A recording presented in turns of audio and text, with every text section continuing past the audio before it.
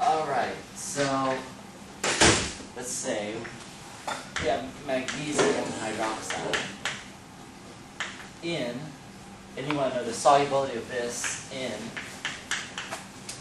ammonium chloride, and that's 1 molar. These all have the same type of setup. So once you get used to the setup, you'll be okay. You have to find, so this one we want the solubility of. So this is a KSP type reaction. So what will usually happen, you'll have something that's KSP-like, and then you'll have an acid-base reaction. That's the pretty standard way that these go. So and just in general, you want to be able to write the KSP reaction for anything I would give you. This just happens to have something else, but the KSP is still exactly the same. That's a solid. And you want to write, well, Mg2 plus and 2 OH minus, and those are the aqueous. Okay? So there's almost always going to be something like that. Yeah? So when these type of reactions are always solid and it'll be in something? Like it'll be in something? This type of stuff, yeah. Yeah, this type of question, yes. There'll be something that's a solid, you'll probably want to know its solubility or something, and then it'll be in something else. And that something else is going to react with the first thing. So that's the key part. The second item in the reaction will always react with the first item in the reaction, and you just have to figure out how. So in this case, hopefully you know after doing all that acid-base stuff, that you know what part of this is neutral. The second one. The chlorine. Ignore it. Really, this is just NH4+, because that's the conjugate of a strong acid. So really we have this, the magnesium hydroxide in the ammonium ion. So then what you do is the second thing, whatever it is, sometimes there's some choices, but in this case there's only one item potential. Sometimes you have more than one choice. You have to realize this is an acid. Okay, that's the key part. And then you just look here and find which one's the base. And it's this one. So, and it's usually going to be an acid-base type reaction. So, we'll give you something, you write the KSP, then whatever we give you in the second place, it'll be acid or base, and you have to find the acid or base here. So in this case, this is an acid, so I need to find the base over here, and that's the only one. There's no other base possible. So it's like a set of simultaneous reactions, or consecutive reactions. Once this happens, it produces a base. The acid likes the base. The acid will react with the base. In this case, since it's an acid-base reaction, again, just like chapter 16, 17, you need to be able to write an acid-base. So this one loses a proton, NH3. The hydroxide gains a proton.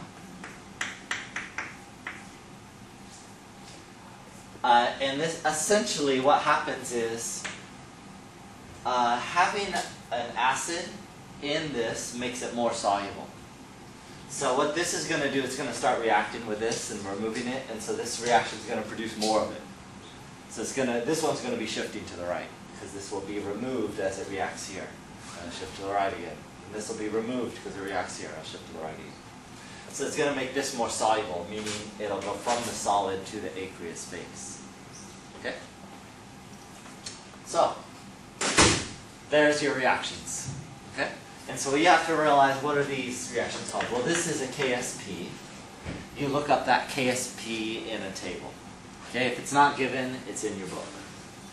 The hard part usually is the second reaction. What is that?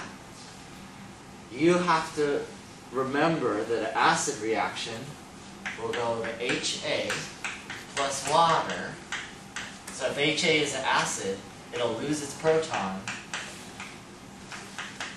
and look like this.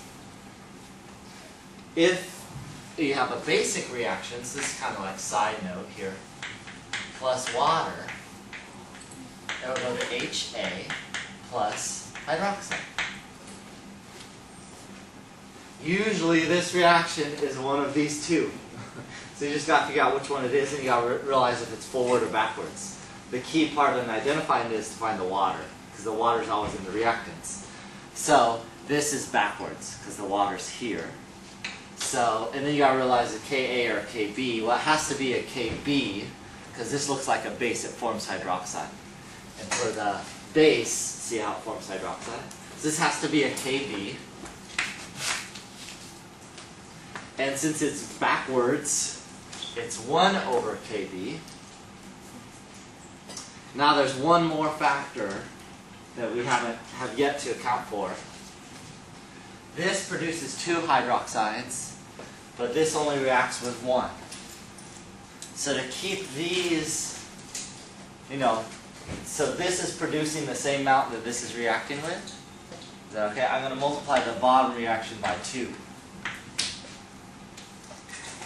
What that's going to do is cause the number of these being produced equal to the number that are being reacted. So there's no excess of hydroxide being produced. Okay, so this is equal to that. If this was 54, I'd multiply through by 54. Whatever it is, it doesn't matter. Okay? So that means since I multiplied by 2, it's not to the minus 1, but it's to minus 2. So then when you add this up, you'll see that the hydroxides will cancel because they're being produced and reacted with. So this will be magnesium hydroxide solid plus 2 ammonias aqueous goes to magnesium 2 plus aqueous plus 2 ammonias plus water.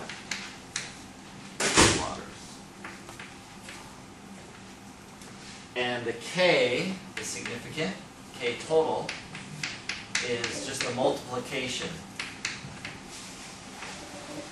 Since I added these 2 reactions, I have to multiply the K's.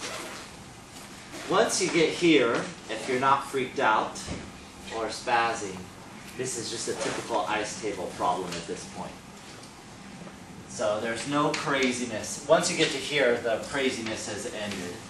So you just do ice, you ignore all solids and all liquids, and then you just plug in for what you have. The only number you have is this number right here, 1.0. So it goes right here, 1.0, 0, 0. And you do the same minus x, whatever. Minus this one, 2x, because there's 2 here, plus x, plus 2x, etc. Solve for x. X is your solubility. Any questions on this? Or I could try another one.